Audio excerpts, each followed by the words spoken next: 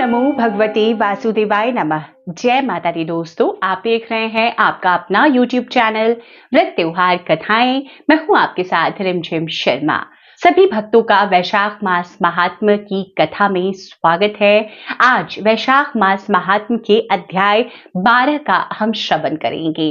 इस अध्याय में वर्णित है वैशाख मास के महात्म्य श्रवण से एक सर्प का उद्धार और वैशाख धर्म के पालन तथा राम नाम जप से व्याध का वाल्मीकि होना।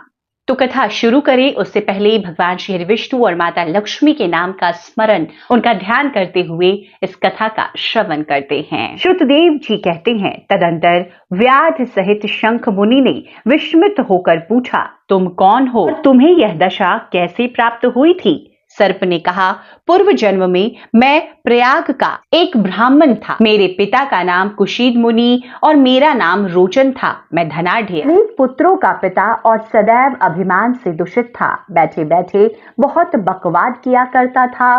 बैठना, सोना, नींद लेना, मैथुन करना, जुआ खेलना, लोगों की बातें करना और सूद लेना, यही मेरा व्यापार था। मैं लोक निंदा से डरकर नाम मात्र के शुभ कर्म करता था, सो भी दंभ के साथ। उन कर्मों में मेरी श्रद्धा नहीं थी। इस प्रकार मुझ दुष्ट और दुर्बुद्धि के कितने ही वर्ष बीत गए। तदंतर इसी वैशाख मास में जयंत नामक ब्राह्मण प्रयाग क्षेत्र में निवास करने वाले पुण्यात्मा द्विजों को वैशाख मास के धर्म सुनाने लगे। स्त्री पुरुष, क्षत्रिय, वैश्य और शूद्र सहस्त्र श्रोता प्रातःकाल स्नान करके अविनाशी भगवान विष्णु की पूजा के पश्चात प्रतिदिन जयंत की कही हुई कथा सुनते थे। वे सभी पवित्र एवं मौन होकर उस भगवत कथा में अनुरक्त रहते थे। एक दिन मैं भी कौतूहलवश देखने की इच्छा से श्रोताओं की उस मंडली में जा बैठा। मेरे मस्तक पर पगड़ी बंधी हुई थी, इसीलिए मैंने नमस्कार तक नहीं किया और संसारी वार्तालाप में अनुरक्त हो कथा में विघ्न डालने लगा। कभी मैं कपड़े फैलाता, कभी किसी की निंदा करता और कभी जोर से हंस पड़ता था।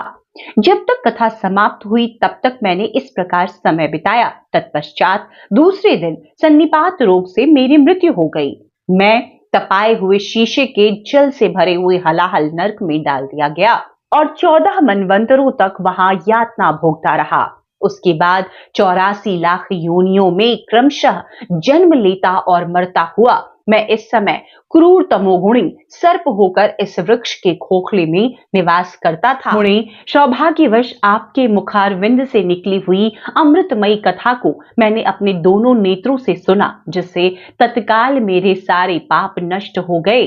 मुनि श्रेष्ठ, मैं नहीं जानता कि आप किस जन्म के मेरे बंधु हैं, क्योंकि मैंने कभी किसी पर उपकार नहीं किया है। तो भी मुझ पर आपकी कृपा हुई। जिनका चित्त समान है, जो सब प्राणियों पर दया करने वाले साधु पुरुष हैं, उनमें परोपकार की स्वाभाविक प्रवृत्ति होती है। उनकी कभी किसी के प्रति विपरीत बुद्धि नहीं होती। आज आप मुझ पर कृपा कीजिए, जिससे मेरी बुद्धि धर्म में लगे। देवाधिदेव भगवान विष्णु की मुझे कभी विस्मृति न हो और साधु चरित्र वाले महापुरुषों का सदा ही संग प्राप्त हो। जो लोग मद से अंधे हो रहे हो, उनके लिए एकमात्र दरिद्रता ही उत्तम अंजन हो। इस प्रकार नाना भांति से स्तुति करके रोचन ने बार बार शंख को प्रणाम किया और हाथ जोड़कर चुपचाप उनके आगे खड़ा हो गया। तब शंख ने कहा, ब्राह्मण, तुमने वैशाख मास और भगवान विष्णु का महात्म्य सुना है। इससे उसी क्षण तुम्हारा सारा बंधन नष्ट हो गया। द्विजश्रेष्ठ, परिहास, भय, क्रोध, द्वेष, कामना अथवा स्नेह से भी एक बार भगवान विष्णु के पापहारी नाम का उच्चारण करके बड़े भारी पापी भी रोक शोक रहित वैकुंठ धाम में चले जाते हैं। फिर जो श्रद्धा से युक्त हो और क्रोध इंद्रियों को जीतकर सबके प्रति दया भाव रखते हुए भगवान की कथा सुनते हैं, वो उनके लोक में जाते हैं। इस विषय में तो कहना ही क्या। कितने ही मनुष्य केवल भक्ति के बल से एकमात्र भगवान की कथा वार्ता में तत्पर हो, अन्य सब धर्मों का त्याग कर देने पर भी भगवान विष्णु के परम पद को पा लेते हैं। भक्ति से अथवा द्वेष आदि से भी जो भगवान की भक्ति करते हैं, वे भी प्राणहारिणी पूतना की भांति परम पद को प्राप्त होते हैं। सदा महात्मा पुरुषों का संग और उन्हीं के विषय में वार्तालाप करना चाहिए। रचना शिथिल होने पर भी जिसके प्रत्येक श्लोक में भगवान के सुयश सूचक नाम है, वही वाणी जन समुदाय की पाप राशि का नाश करने वाली होती है, क्योंकि साधु पुरुष उसी को सुनते, गाते और कहते हैं। जो भगवान किसी के कष्ट साध्य सेवा नहीं चाहते, आसन आदि पर विशेष उपकरणों की इच्छा नहीं रखते तथा सुंदर रूप और जवानी नहीं चाहते, अपितु एक बार भी स्मरण कर लेने पर अपना परम प्रकाशमय वैकुंठ धाम दे डालते हैं, उन्हीं दयालु भगवान को छोड़कर मनुष्य किसकी शरण में जाए। उन्हीं रोग शोक से रहित चित्त द्वारा चिंतन करने योग्य अव्यक्त दया निधान भक्त वत्सल भगवान नारायण की शरण में जाओ।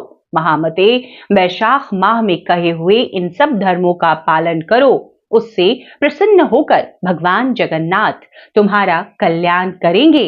ऐसा कहकर शंख मुनि व्याध की ओर देखकर चुप हो रहे। तब उस दिव्य पुरुष ने पुनः इस प्रकार कहा, मुने, मैं धन्य हूं, आप जैसे दयालु परमात्मा ने मुझ पर अनुग्रह किया। मेरी कुत्सित योनि दूर हो गई और अब मैं परम गति को प्राप्त हो रहा हूं। यह मेरे लिए सौभाग्य की बात है। यूं कहकर दिव्य पुरुष ने शंख मुनि की परिक्रमा की तथा उनकी आज्ञा लेकर वह दिव्य लोक को चला गया। तदंतर संध्या हो गई। व्याध ने शंख को अपनी सेवा से संतुष्ट किया और उन्होंने सायंकाल की संध्या उपासना करके शेष रात्रि व्यतीत की।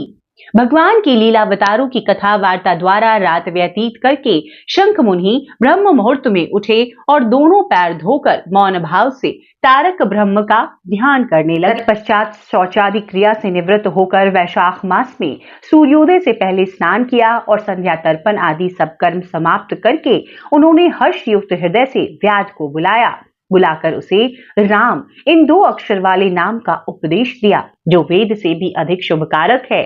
उपदेश देकर इस प्रकार कहा, भगवान विष्णु का एक एक नाम भी संपूर्ण वेदों से अधिक महत्वशाली माना गया है। ऐसे अनंत नामों से अधिक है भगवान विष्णु का सहस्त्र नाम। उस सहस्त्र नाम के समान राम नाम माना गया है। इसीलिए व्याध, तुम निरंतर राम नाम का जप करो और मृत्यु प्रयत्न मेरे बताए हुए धर्मों का पालन करते रहो। इस धर्म के प्रभाव से तुम्हारा वाल्मीकि ऋषि के घर में जन्म होगा। तुम इस पृथ्वी पर वाल्मीकि नाम से प्रसिद्ध होगे। व्याध को ऐसा आदेश देकर मुनिवर शंख ने दक्षिण दिशा को प्रस्थान किया। व्याध ने भी शंख मुनि की परिक्रमा करके बार बार उनके चरणों में प्रणाम किया और जब तक वो दिखाई दिए तब तक उन्हीं की ओर देखता रहा। फिर उसने अति योग्य वैशाखोक्त धर्मों का पालन किया। जंगली कैथ, कटहल, जामुन और आम आदि के फलों से राह चलने वाले थके मांदे पथिकों को वह भोजन कराता था। जूता, चंदन, छाता, पंखा आदि के द्वारा तथा बालू के बिछावन और छाया आदि की व्यवस्था पथिकों के परिश्रम, पसीने का निवारण करता था। प्रातःकाल स्नान करके दिन रात राम नाम का जप करता था। इस प्रकार धर्मानुष्ठान करते वह दूसरे जन्म में वाल्मीकि का पुत्र हुआ। उस समय वह महायशस्वी वाल्मीकि के नाम से विख्यात हुआ। उन्हीं वाल्मीकि जी ने अपने मनोहर प्रबंध रचना द्वारा संसार में दिव्य राम कथा को प्रकाशित किया, जो समस्त कर्म बंधनों का उच्छेद करने वाली है। मिथिलापते, देखो वैशाख का महात्म्य कैसा ऐश्वर्य प्रदान करने वाला है, जिससे एक व्याध भी परम दुर्लभ ऋषि भाव को प्राप्त हो गया। यह रोमांचकारी उपाख्यान सब पापों का नाश करने वाला है। जो इसे सुनता और सुनाता है वह पुनः माता के स्तन का दूध पीने वाला नहीं होता। तो इस प्रकार शंख मुनि और व्याध की ये जो वार्तालाप थी यहाँ पर संपन्न होती है। दोस्तों, ये वैशाख मास की कथा का 12वां अध्याय संपन्न होता है। अगले दिन मैं 13वें अध्याय को लेकर एक बार फिर से आपके साथ उपस्थित रहूंगी। आज इस कथा में बस इतना ही। उम्मीद करती हूँ ये सभी कथाएं आप श्रवण कर रहे होंगे। वैशाख मास महात्म्य की एक प्लेलिस्ट भी है। अगर आपकी कोई कथा रह गई है तो आप उस प्लेलिस्ट से जाकर उन कथाओं का भी श्रवण कर सकते हैं।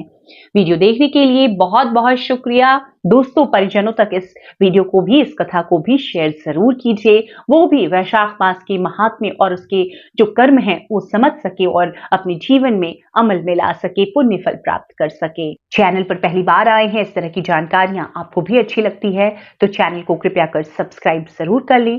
नोटिफिकेशन के लिए बेल बटन प्रेस कर दें ताकि जब भी मैं कोई वीडियो शेयर करूं वो आपको सबसे पहले प्राप्त हो सके। वीडियो देखने के लिए बहुत बहुत शुक्रिया। जय माता दी। हर हर महादेव।